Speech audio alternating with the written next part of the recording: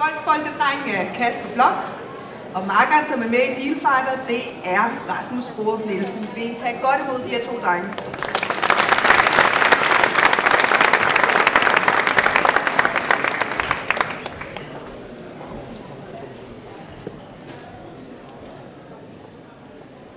Yes, hey! Jeg hedder Kasper Blom. Jeg er 20 år gammel, og jeg har taget min makker, Rasmus Borup Nielsen, med. Vi skal snakke lidt omkring det her med at være ung iværksætter i en krisetid. Hvordan vi starter op, hvad vores historie er, og hvad vi har lært igennem tiden. Så lad os hoppe ud i det, så jeg kan finde ud af det. Yes. Hvem er Kasper Blom? Jeg startede min første forretning, da jeg var 12 år gammel. Det var min farfar, der kom til mig og sagde, at det her med golfbolde, det synes han, der var et eller andet smart ved. Eller han synes, det var irriterende, at der var så mange golfbolde, der blev skudt i søen, og de blev aldrig nogensinde brugt til noget igen. Så jeg tænkte, at nu havde jeg lige fået lommepenge, jeg havde fået 300 kroner, at jeg ville prøve at se, om jeg kunne gøre de her 300 kroner til noget mere. Så jeg betalte en dykker i Viborg 300 kroner for at dykke ned i Viborg Golfklub, som jeg havde lavet en aftale med. Dykke de her bolde op til mig, og så kunne jeg sælge dem. Så fik jeg solgt dem for 400 kroner, og så prøvede jeg at gøre det samme igen. Så blev jeg ved i mange år. Indtil jeg var omkring en 17 år, så tænkte jeg, nu laver jeg en webshop, nu laver jeg det rigtigt, nu laver jeg det på internettet. Da jeg så var 18 år gammel, et år efter jeg startede, der havde vi omsat for den første 1 million kroner. Så kunne jeg se, at okay, jeg har nok gjort et eller andet rigtigt. Så i stedet for at gå ud og bruge de penge på sjov og ballade, så tænkte jeg, så vil jeg gå ind i nogle andre virksomheder. Det gør, at jeg i dag er medejer af 5 forskellige virksomheder, hvor 3 af dem er sammen med Rasmus, men det kommer vi nærmere ind på om lidt. Udover det, så vandt jeg en pris i december måned, som hedder i Vækstprisen, som bliver givet hvert år til en ung erhvervsleder. Det var den pris, der ligesom gjorde, at jeg tænkte, okay, nu vil jeg sætte mig nogle mål for år 2013. Så jeg satte mig 4 mål for år 2013. Mit første mål, det var, at jeg ville ud og prøve at gøre en indsats for at få noget mere iværksætteri på skoleskemaet. Det er der rigtig mange store iværksættere, der har snakket om. Men der er aldrig nogensinde nogen, der har taget action og gjort noget ved det, og det vil jeg gerne vise, at man skulle gøre. Så mig og Rasmus, vi var rundt på 30 skoler i hele landet i hele marts måned, hvor vi sov i en campingvogn og tog rundt og holdt foredrag på 30 skoler omkring iværksætteri. Mega fed oplevelse. Det var mit første mål. Mit andet mål, det var, at jeg ville skabe minimum 10 arbejdspladser. Der bliver snakket så meget omkring det her med arbejdsløshed, ledighed og alle de her ting, og jeg vil gerne vise, at hvis man virkelig vil noget, så kunne man skabe de her arbejdspladser, frem for at gå ud og søge et job, der allerede eksisterede. Indtil nu der har vi ansat 6 fuldtidsansatte i år, og jeg er helt sikker på, at vi nok skal nå at få ansat alle 10. Mit tredje mål, det var, at jeg vidste, at hvis der skulle ske noget seriøst omkring det her med iværksætteri på skoleskemaet, så skulle jeg også gå den politiske vej. Politiske vej, det er jo igennem Christiansborg og alle de her ting. Det vil sige, at mit tredje mål, det blev, at jeg ville få sat et møde i stand med Annette Wilhelmsen, for at prøve at få noget igennem den vej. Det er en proces, der tager lidt længere tid, men det er stadig noget, jeg arbejder på. Mit fjerde og sidste mål for år 2013, det er, at jeg vil investere minimum 100.000 kroner i en ny ung iværksætter. Så hvis der kommer en ung iværksætter til mig med ild i øjnene og klar på at erobre verden, så står jeg klar med en pose penge til dem og vil hjælpe dem med at overtage verden. Så det var en smule af mig. Så er det Rasmus tur. Mit navn er Rasmus Borup Nielsen. Da jeg var 10 år gammel, Kasper startede som 13-årig, det synes jeg alt er for sent. Da jeg var 10 år gammel, der trådte jeg op på et bagagerumsmarked i Viborg. Havde pakket min fars bil med mit brugte legetøj. Stod der hele dagen. Da dagen var omme, der jeg solgt for 1.200 kroner. 1.200 kroner som 10-årig. Kræftede med mange penge. Jeg havde valgt mellem at køre til Tyskland og købe slik for de her penge, eller prøve at købe noget nyt legetøj ind og tage på det her bagagerumsmarked weekenden efter. Jeg valgte heldigvis at købe noget nyt legetøj ind og tage på bagagerumsmarked weekenden efter. Det gjorde jeg i et par år. Til sidst der stod jeg på store krammermarkeder med 6x12 meter telte, og på en weekend kunne jeg omsætte for 50.000 kroner. Der var jeg 12-13 år gammel. På et tidspunkt der siger min far til mig, at nu han skulle være træt af at køre på de her bagagerumsmarkeder hver eneste weekend. Det eneste han har fået, det er en øl i øltelt en gang imellem. Jeg skulle ikke give min far penge i hvert fald. Så jeg må finde en anden løsning. Jeg havde fået en masse kontakt ud på de her krammermarkeder, for jeg også fundet ud af, hvad de godt kunne lide. De kunne rigtig godt lide øl. Så hvis jeg skulle være venner med de her krammer, så skulle jeg give dem en øl en gang imellem. Det var jeg blevet. Jeg har fået en masse kontakter. Jeg tænkte nok, jeg må sidde hjemme på mit børneværelse i stedet for at tjene penge. Så jeg begyndte at tage mine leverandører og begynde at tage deres varer og sælge til mine kunder. Det var faktisk sådan, jeg startede Partisær. Der sad jeg faktisk bare hjemme på børneværelset og begyndte at sælge varer til de her krammer. Så var jeg fri for at tage på markedet hver eneste weekend. Da jeg var cirka 15 år gammel, der møder jeg Kasper.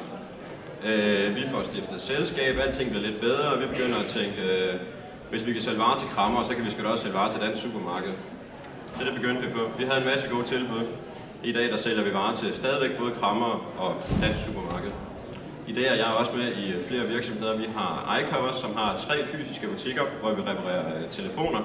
Så har vi i iCovers også en webshop, hvor vi sælger covers til telefoner.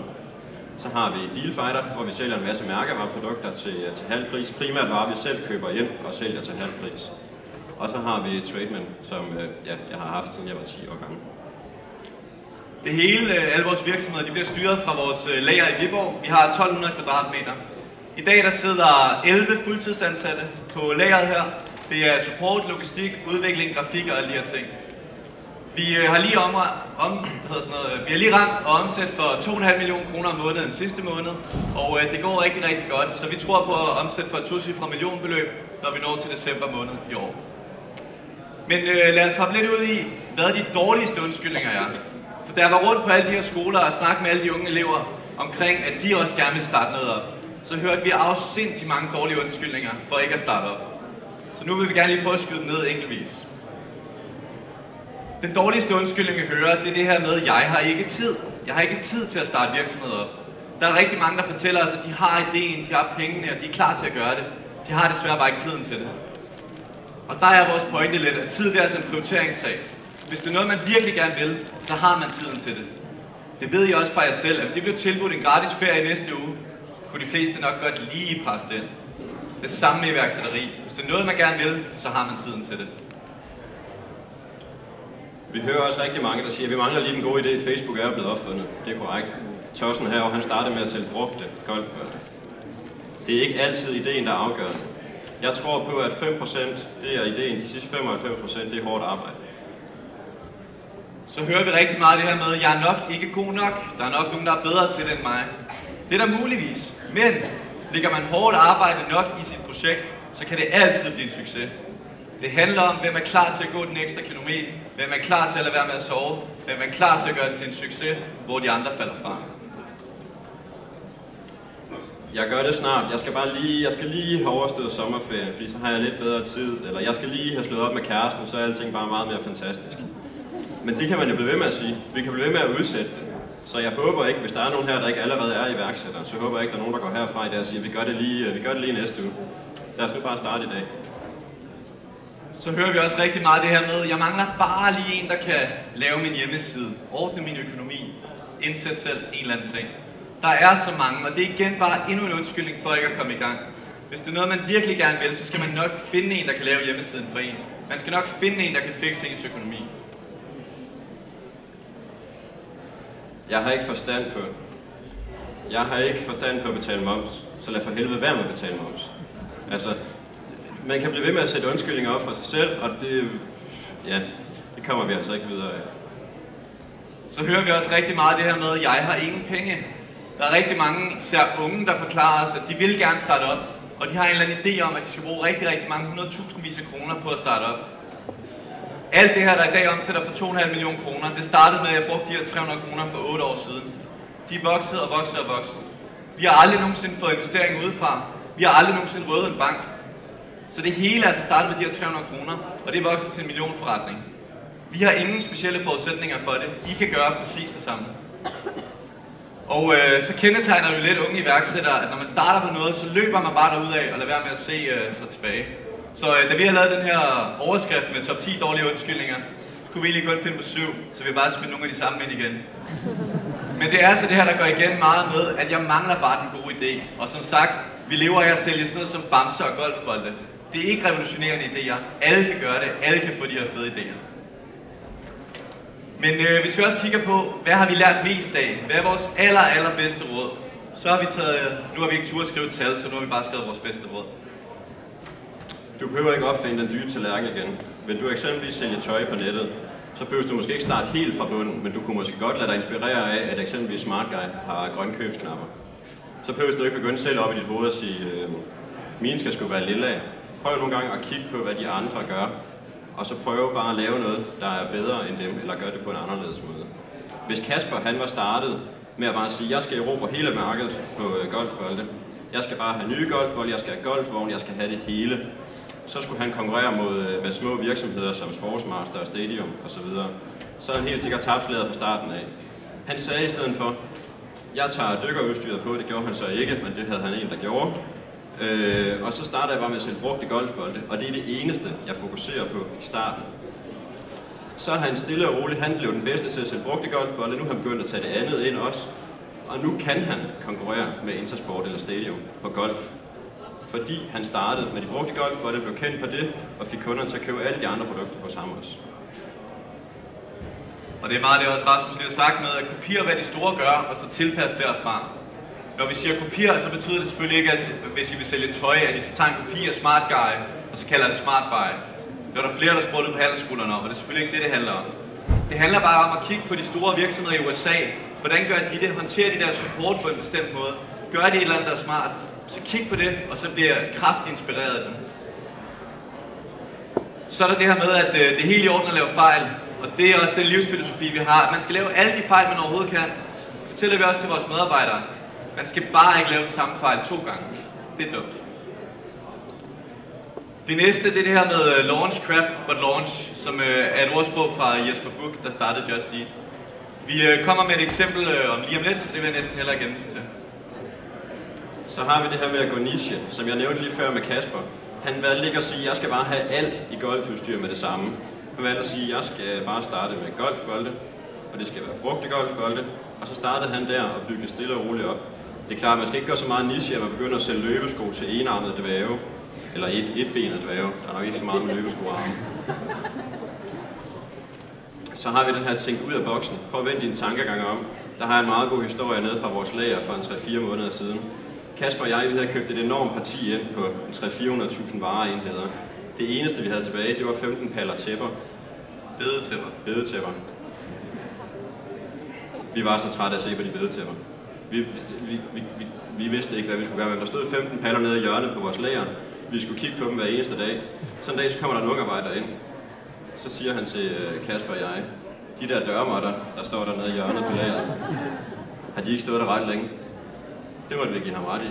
Vi ændrede alle vores annoncer og sendte et nyt tilbud til alle vores kunder. De her bedetæpper, vi kaldte dem ikke længere bedetæpper, vi kaldte dem dørmåtter. Det gik 24 timer, så var de solgt. Så der er altså sådan 15.000 husstande i dag, der har bedetæpper liggende som dørmåtter. Beklager. Og det viser bare det her med, at hvis man tænker ud af boksen, vender tankegangen om et bedetæppe, det kan da også være en dørmåtte. Det kan sikkert også være alt muligt andet, hvis man sidder og brainstormer på det.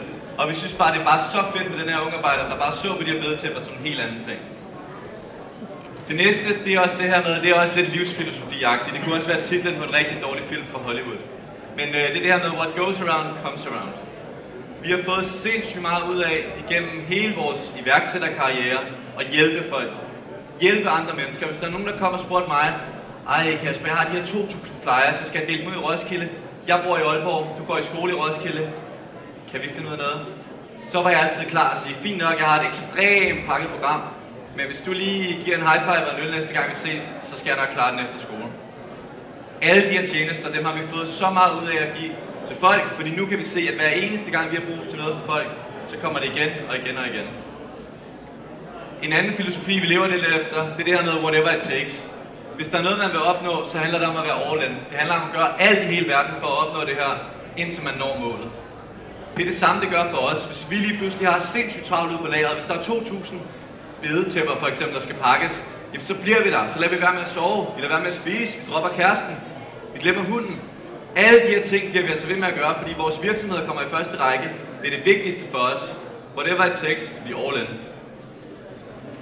Og det sidste, det er så generelt et rigtig, rigtig godt råd, hvis man ønsker at blive iværksætter. Just fucking do it. Lad være med at gå og snakke om det. I så selv top 10 eller top 7 dårlige undskyldninger før. Lad være med at falde i en af dem.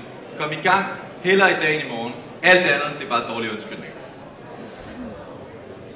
Det vi nævnte før med launch, crap og launch, der har jeg taget et eksempel med fra billiggolfbolde.dk. Det her, det var den første version af webshoppen. Det var der omkring de her 16-17 år, hvor jeg tænkte, internettet, det er bare det nye. Der skal jeg prøve et eller andet sjovt. Så igen, jeg tjekkede lige sparegrisen. Der var lidt penge. Og så tænkte jeg, okay, jeg bruger helt lortet. Så jeg købte golfbolde Og jeg havde sat 1000 kroner af til en hjemmeside, det var lidt med farver og sådan, det kunne ikke være så dyrt. Og da jeg cirka kom hertil, der havde jeg altså ikke flere penge.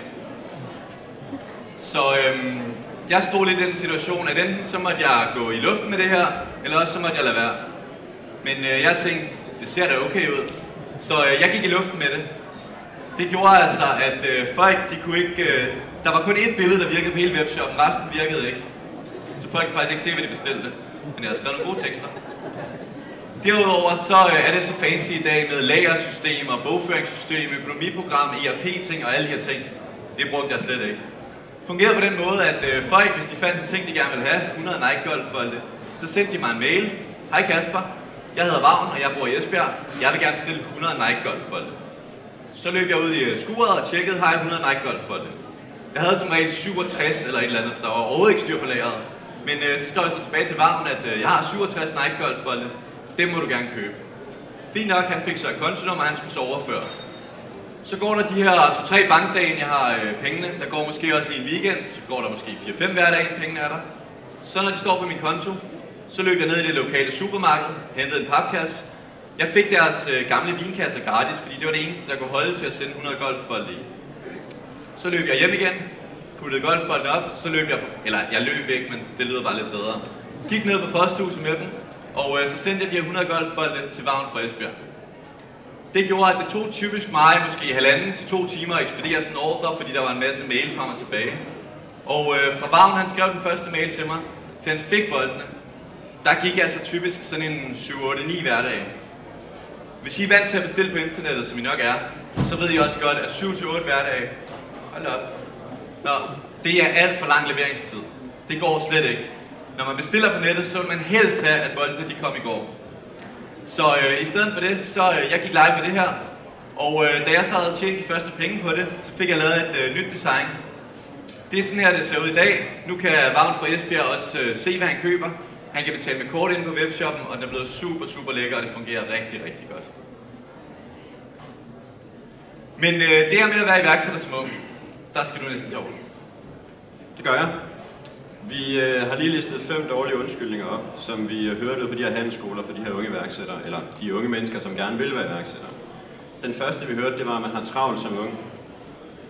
Jeg tror sgu ikke, man har mere travlt som ung, end man har som en mand på en 40 år, der har 2 børn og kone og vovse derhjemme. Man kunne jo bare droppe den ene dags bytur i weekenderne. Så lad os trække den over.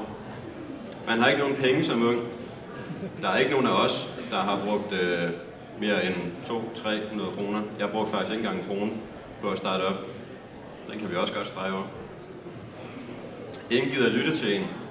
Der er rigtig mange, der siger, at jamen, så skal jeg have lavet en hjemmeside, men når jeg så ringer til dem, så gider de ikke lytte til mig alligevel. Eller inde hos Skat, så gider de ikke at lytte til mig.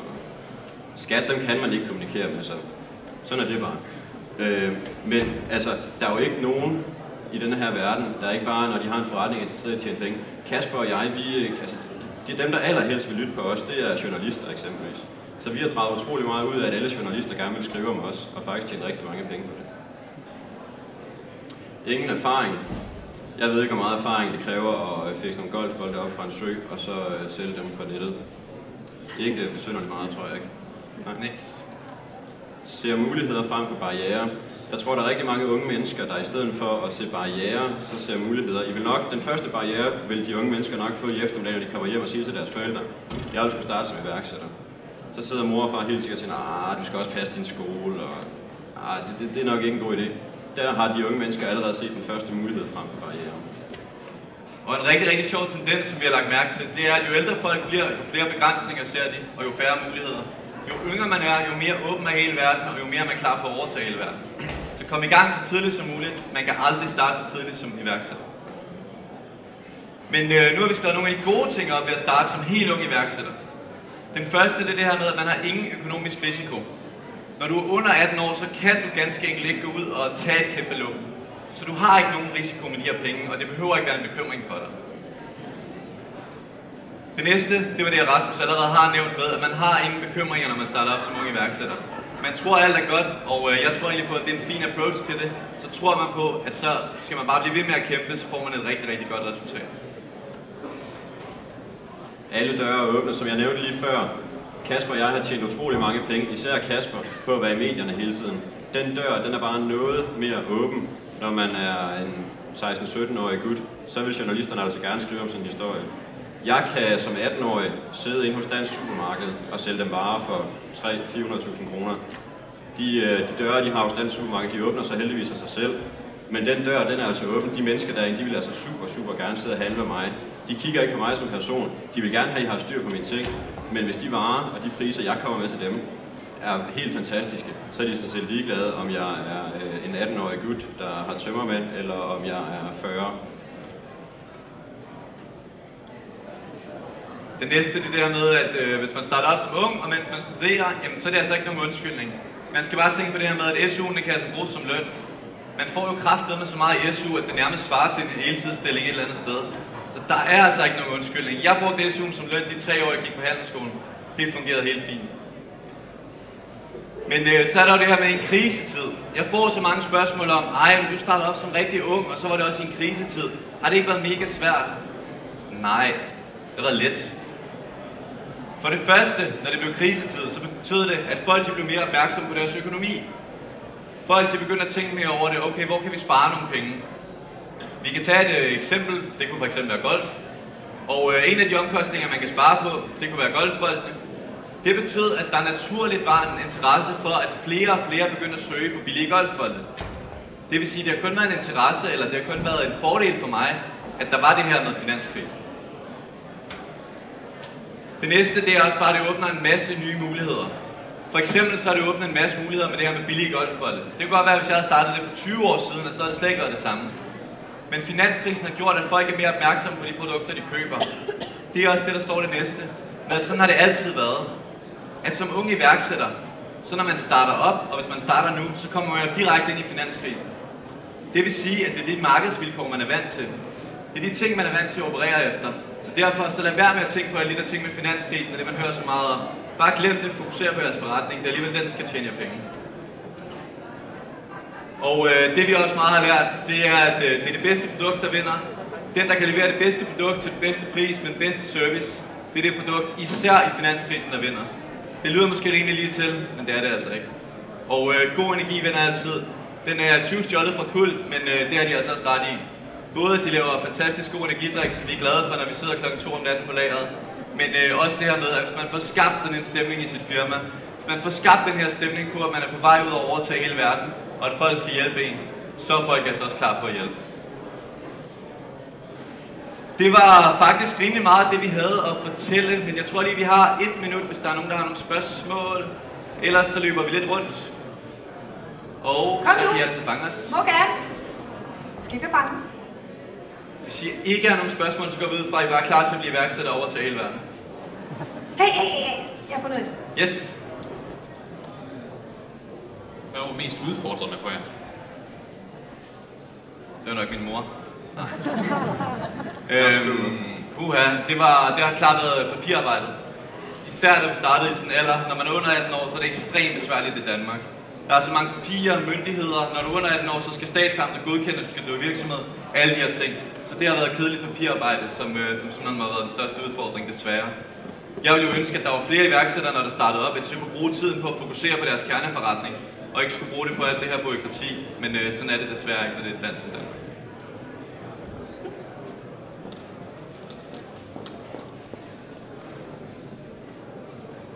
Jeg har et spørgsmål omkring det med penge.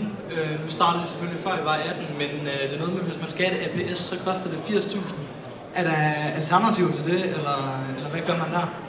Jamen, det var faktisk det, jeg gjorde, fordi det var den eneste mulighed, jeg havde for at starte op som 17-årig. Jeg kunne nemlig ikke starte det her selskab op. Mine forældre de er skilt, så det vil sige, at jeg skulle have begge to til at underskrive, og det var verdens længste proces. Det kunne jeg slet ikke overskue. Den anden mulighed, det var, at jeg skrabede 80.000 sammen, så jeg lånte af familie, venner og alle de her ting, så jeg kunne få de 80.000, så startede jeg et selskab. Men det er jo penge, du har i selskabet, så det er ikke som sådan tabt, det er bare penge, du så kan bruge på noget andet. Men ja, det kræver de 80.000 kapital.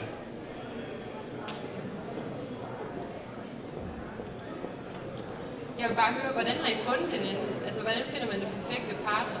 Arto. Det er ikke Nej, jeg er ret sikker på, at det var på Amino.dk, hvor Rasmus skrev til mig, og så begyndte vi skulle først handle med nogle ting i starten. Han havde nogle golfting, da han havde startet hans bagagerumsting her, som jeg så købte, og så var der bare en connection. Så var det bare kærlighed ved første blik. Det kan godt forstå.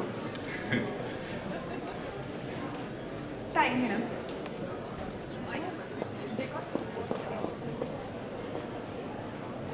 Ja, nu kommer jeg måske med et lidt mere kedeligt spørgsmål, men jeg kunne godt tænke mig at høre, om du kan bruge noget af det, du har lært på din 3-årige uddannelse til noget i dag, eller det bare har været sådan noget, der var bare skide irriterende i forhold til, at du ikke kunne være på arbejde.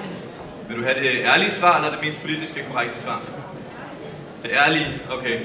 Tysk? Nej. Fortryder virkelig alle de timer, jeg har brugt på tysk. Men udover det, virksomhedsøkonomi, afsætning af det her, det har været rigtig dejligt at have noget sådan, teoretisk tilgang til alle tingene. Men der er nogle af fagene, hvor jeg godt kunne have sparet nogle timer, vil jeg sige. Så jeg fortryder det ikke helt, men lidt. Hvis der ikke lige er flere, så har jeg faktisk et spørgsmål, eller jeg vil gerne bede dig om at gøre noget, fordi jeg må tilstå, at jeg har selv en dreng på 17 år, og, som er i gang med sin gymnasiale uddannelse.